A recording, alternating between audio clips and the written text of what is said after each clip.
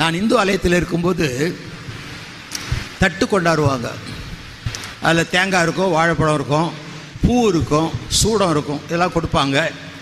அந்த பூசாரி வந்து கேட்பார், யார் பேருக்கு அர்ச்சனை அப்படின்னு கேட்பார். ஒரு பேர் சொன்னோன்னா அந்த பேரை சொல்லி அவர் அர்ச்சனை பண்ணுவார். வரும்போது அவர் கொஞ்சம் எடுத்துக்கிட்டு பாக்கி இவங்களுக்கு கொடுப்பாரு. இது எதுக்கு கொடுக்கணும்? சாமி கேட்குதா? சாமிக்கு படைக்கிறேன்னு சொல்கிறாங்களா? அது சாமிக்கு படைக்கிறது இல்லை, தங்களை படைப்பதற்கு அடையாளம்.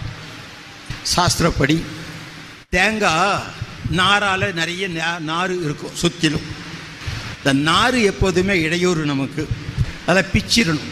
நாரெல்லாம் பிச்சு போட்டுட்டு ஓடு ஸ்ட்ராங்காக இருக்கும். அந்த ஓடு கடினமான ஓடு இருதயம், அதை ஓங்கி அடிக்கணும், இருதயம் நொறுங்கணும். அது செதறும்போது அது உள்ளே இருக்கிற தண்ணி வெளியே சிந்தும். அது மாதிரி இருதயம் நொறுங்கும் போது கண்களிலிருந்து கண்ணீர் வரணும். அப்போ உள்ளே இருக்கிற வெண்மையான பாகம் பரிசுத்த வாழ்க்கையை காட்டும். இதுக்கு அடையாளமாக தான் தேங்காயை உடைக்கிறாங்க. அதை கட்ட எனக்கு தெரிஞ்சதுனால நான் சொல்லுவேன், ஆஹா இதுக்கு தானுங்களா, எங்களுக்கு தெரியாதே. நீங்கள் அறியாமல் செய்கிறீர்கள், நாங்கள் அறிந்து செய்கிறோம். நீங்கள் அடையாளமாக தேங்காயை உடைக்கிறீங்க, நாங்கள் உள்ளத்தை உடைக்கிறோம். ஐயா, உள்ளத்தை உடைக்கிறோம். என் பாவத்துக்காக என்னை சுற்றி இருக்கிற நார்களை பிரித்தெறிந்து விட்டு அந்த கடினமான இருதயத்தை இயேசுவின் நாமத்தில் உடைத்து இந்த உள்ளத்தை வெள்ளையாக்கி கொள்ள கண்ணீர் சிந்தி. புஷ்பம் எதுக்கு? பூ எதுக்கு? தொட்டு பார்த்தா சாஃப்டாக இருக்கும், நல்ல சாஃப்ட் நேச்சர் இருக்கணும். எரிச்சல் உள்ள ஆவி, கோவாவிலாம் இருக்கக்கூடாது, தொட்டா சொன்னீங்க ஆவி இருக்கக்கூடாது. சாஃப்ட் நேச்சர் இருக்கணும், மிருதுவாக இருக்கணும்.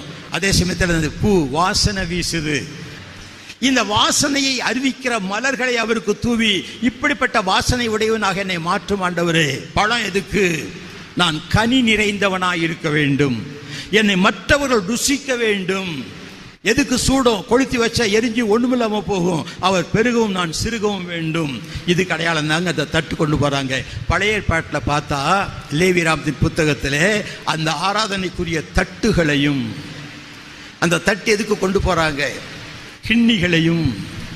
பழைய ஏற்பாட்டில் இருக்கிற நிறைய காரியங்களை நீங்கள் பார்த்தீர்களானால் இன்றைக்கு நமது இந்திய நாட்டில் நடக்கிற இந்து மதத்தின் கலாச்சாரங்கள் அத்தனையும் யூத கலாச்சாரம் என்று புதிய கலாச்சாரம் அல்ல.